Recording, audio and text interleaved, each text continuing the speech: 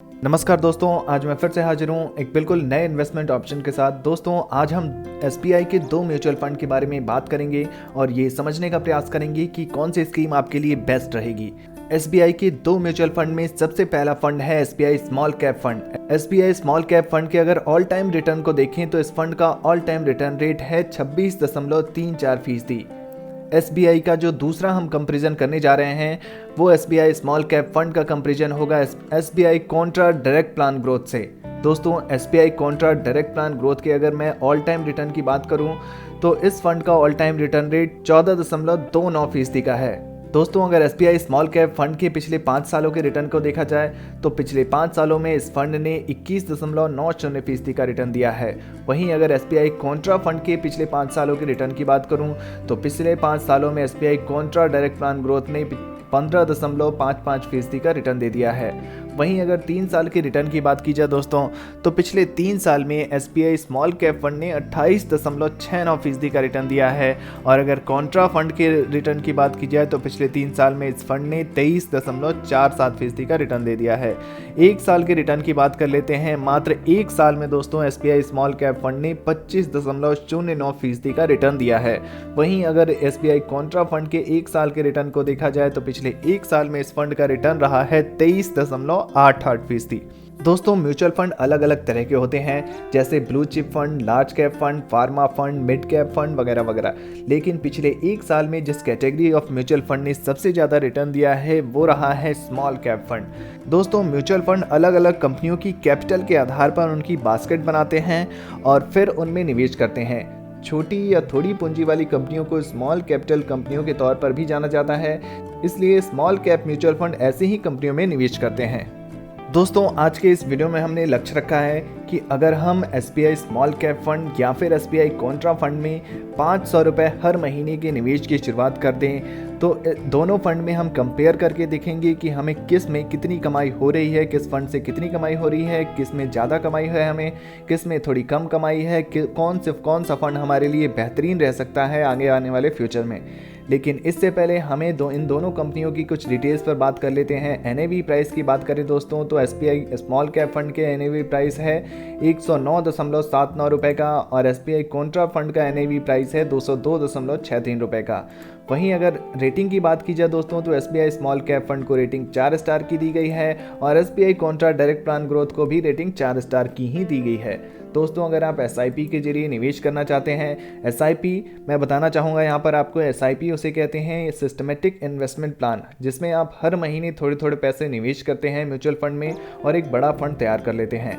दोस्तों, अगर आप एसआईपी के जरिए एसबीआई स्मॉल कैप फंड में निवेश करना चाहते हैं तो जो मिनिमम अमाउंट रखा गया है निवेश का वो 500 रुपये का रखा गया है।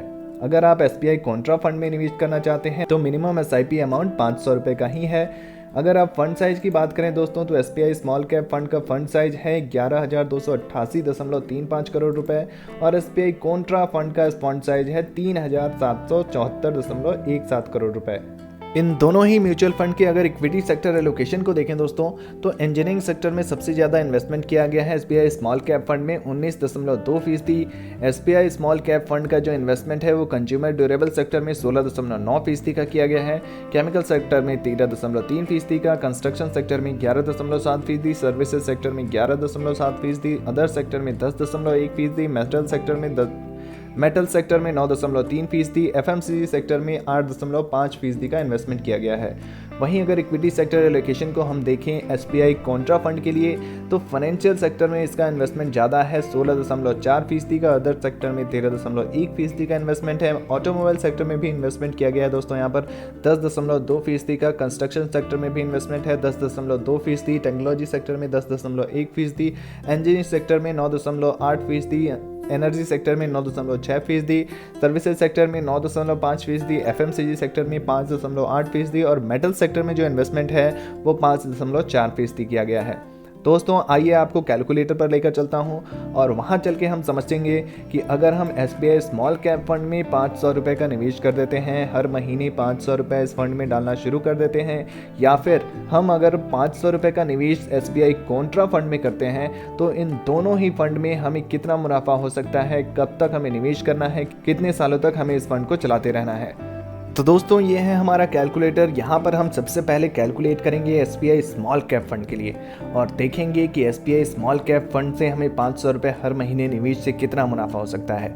यहाँ पर हमें मंथली इन्वेस्टमेंट का जो लक्ष्य रखा है वो 500 रुपये का रखा है, इसलिए मंथली इन्वेस्टमेंट में 500 रुपये डाल देते हैं। पहले तो एक्सपेक्टेड रिटर्न रेट की बात की जाए दोस्तों, तो इस फंड का ऑल टाइम रिटर्न रेट 26% से भी ज़्यादा का है। यहाँ पर हम एक्सपेक्टेड रिटर्न रेट दोस्तों 25% का लेकर चल सकते हैं। और अगर टाइम पीरियड की बात करूँ दोस्तों, तो हम पहले कैलकुलेट करते हैं 5 सालों के लिए।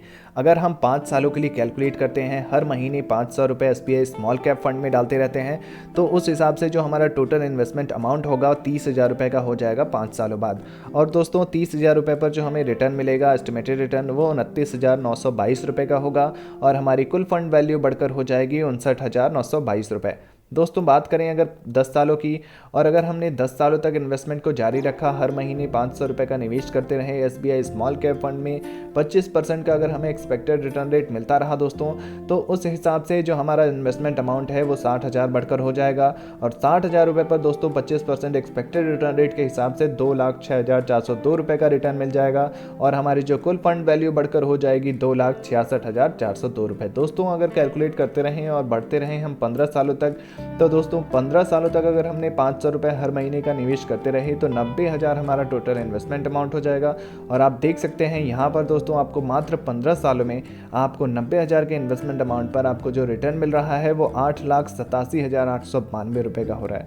8,87,892 रुपये प्लस 90,000 रुपये, यानी कि जो टोटल फंड वैल्यू यहाँ पर आपकी हो रही है वो 9,77,892 रुपये हो जा रही है। दोस्तों 20 सालों की तक कैलकुलेट करते हैं। अगर हमने 20 सालों तक इन्वेस्टमेंट को जारी रखा, हर महीने 500 रुपये का निवेश करते रहे, 20 सालों तक लगातार करते रहे, तो 1,20,000 हमारा टोटल इन्वेस्टमेंट अमाउंट होगा और उस 1,20,000 पर जो हमें रिटर्न मिलेगा वो 33,09,548 रुपये का होगा। और कंपाउंडिंग इफेक्ट यहाँ पर हमें दिखेगा और उसके चलते जो हमारी फाइनल फंड वैल्यू होगी वो 34,29,548 रुपये हो जाएगी। दोस्तों 25 सालों की बात कर लेते हैं। अगर हमने 25 साल तक इन्वेस्टमेंट को जारी रखा तो क्या होगा दोस्तों, 25 सालों बाद अगर आपने हर महीने 500 रुपये का निवेश किया एसबीआई स्मॉल कैप फंड में, तो एसबीआई स्मॉल कैप फंड के माध्यम से आपको जो रिटर्न मिलेगा वो 1,17,27,471 रुपये का हो सकता है और आपकी जो कुल फंड वैल्यू हो जाएगी वो हो सकती है 1,18,77,471 रुपये। तो दोस्तों आप देख सकते हैं एक छोटा सा अमाउंट है, मात्र हर महीने आपको 500 रुपये का निवेश करना है एसबीआई स्मॉल कैप फंड में। और आप देखिए आप 25 सालों तक अगर आपने निवेश कर दिया तो 1,18,77,471 रुपये तक बना सकते हैं। दोस्तों अब चलते हैं हम एसबीआई कॉन्ट्रा फंड पे। कॉन्ट्रा फंड की बात कर लेते हैं। अगर हमने कॉन्ट्रा फंड में भी हर महीने 500 रुपये निवेश की शुरुआत कर दी, हर महीने 500 रुपये डालते रहे इस फंड में, तो क्या होगा दोस्तों, पहले तो हमने जो कॉन्ट्रा फंड के लिए मंथली इन्वेस्टमेंट का लक्ष्य रखा है वहाँ पर हम 500 रुपये यहाँ कैलकुलेटर में डाल देते हैं। कैलकुलेटर में डालने के बाद जो हमें एक्सपेक्टेड रिटर्न की बात कर लेते हैं। सबसे महत्वपूर्ण बात यह है कि एक्सपेक्टेड रिटर्न रेट कितना होगा। एसबीआई कॉन्ट्रा फंड का दोस्तों ऑल टाइम रिटर्न रेट है 14% से ज़्यादा। तो यहाँ पर दोस्तों जो हम एक्सपेक्टेड रिटर्न रेट लेकर के चलेंगे वो चलेंगे 14% एक्सपेक्टेड रिटर्न रेट के साथ। दोस्तों अगर कैलकुलेट करते हैं अगर हम, तो टाइम पीरियड की पहले बात कर लेते हैं। अगर 5 सालों की बात करें दोस्तों, तो 5 सालों में जो हमारा इन्वेस्टमेंट अमाउंट होगा 5 सालों बाद वो हो जाएगा 30,000 रुपये का। दोस्तों 30,000 रुपये पर दोस्तों अगर 14% का हमें एक्सपेक्टेड रिटर्न रेट मिलता रहा तो 30,000 रुपये पर हमें 13,600 रुपये का रिटर्न मिलेगा और हमारी कुल फंड वैल्यू 5 सालों बाद 30,000 रुपये पर 43,600 रुपये हो जाएगी। दोस्तों अगर 10 सालों की बात कर लें कॉन्ट्रा फंड के लिए और एसबीआई कॉन्ट्रा फंड में हर महीने 500 रुपये का निवेश करते रहे तो 10 सालों बाद दोस्तों हम 60,000 रुपये इन्वेस्ट कर चुके होंगे और 60,000 रुपये पर जो हमें इन्वेस्टमेंट अमाउंट पर जो हमें रिटर्न मिलेगा यहाँ पर वो मिलेगा 71,046 रुपये का और हमारी जो कुल फंड वैल्यू होगी वो 1,31,046 रुपये हो जाएगी। दोस्तों अगर बात करें 15 सालों की, हर महीने दोस्तों हमें निवेश करना है और 15 सालों में निवेश करते रहना है, तो उस हिसाब से दोस्तों 15 साल तक अगर कॉन्ट्रा फंड में निवेश करते रहे तो टोटल फंड वैल्यू हो जाएगी 3,06,427 रुपये, जिसमें जो हमारा रिटर्न होगा 2,16,427 रुपये का होगा। दोस्तों 20 सालों की बात करें अगर, हर महीने 500 रुपये का निवेश करते रहे 20 सालों तक, तो जो हमारा इन्वेस्टमेंट अमाउंट बढ़कर हो जाएगा 1,20,000 का, और उस 1,20,000 पर हमें 5,38,173 रुपये का रिटर्न मिल जाएगा, और हमारी फाइनल फंड वैल्यू होगी 6,58,173 रुपये। 25 सालों की बात कर लेते हैं इसी फंड के लिए। दोस्तों अभी हमने पीछे कैलकुलेट किया है SBI स्मॉल कैप फंड के लिए 25 सालों तक के लिए निवेश करते रहे तो क्या होगा। अब हम कैलकुलेट कर रहे हैं SBI कॉन्ट्रा फंड में अगर हम 25 सालों तक निवेश करते रहे तो 1.5 लाख रुपए तो हमारा इन्वेस्टमेंट अमाउंट रहेगा ही रहेगा।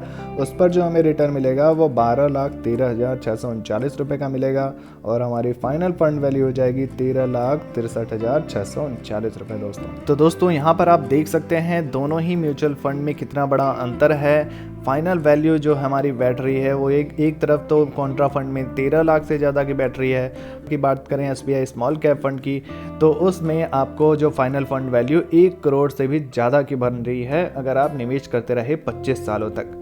परंतु दोस्तों यहाँ पर मैं आपको बताना चाहूँगा, निवेश करने से पहले आपको यह बात ध्यान में रखना है कि small cap mutual fund high risk market category है, इसलिए जो लोग निवेश में काफ़ी जोखिम उठा सकते हैं और जिनका निवेश का नज़रिया 7 से 10 साल का हो, उन्हें ही स्मॉल कैप म्यूचुअल फंड में निवेश करना चाहिए।